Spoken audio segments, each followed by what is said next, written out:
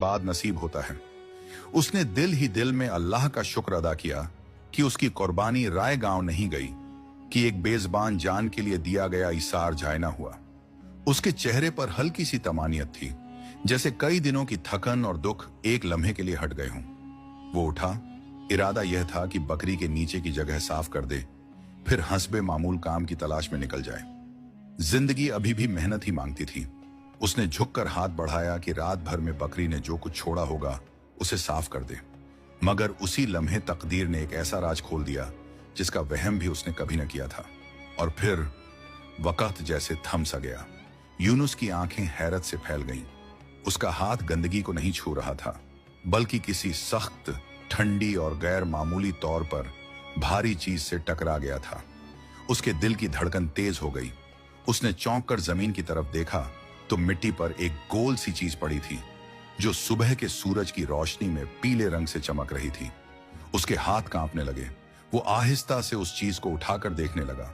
अपनी मैली उंगलियों से उसे रगड़ा, आंखों के करीब लाया ताकि पूरी तरह यकीन हो जाए।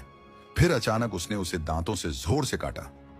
यह न पीतल था न लोहा, यह तो खालिस सोना था।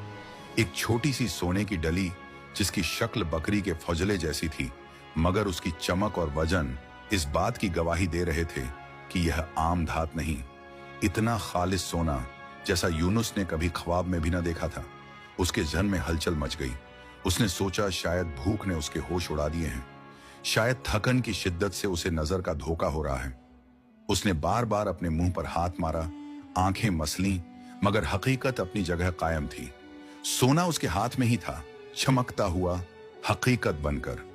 यूनुस ने हैरत और खौफ के मिले जुले एहसास के साथ बकरी की तरफ देखा।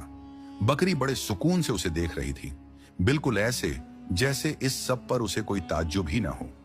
यूनुस को यूं महसूस हुआ जैसे वो खामोशी से कह रही हो, यह तेरी नेकी का सिला है। दिल जोर जोर से धड़कने लगा। उसने फौरन सोने की डली अपने फटे हुए कपड़ों में छुपा ली और डरते डरते खंडहर से बाहर निकला। इधर उधर निगाहें दौड़ाता रहा कि कहीं कोई देख न ले। सीधा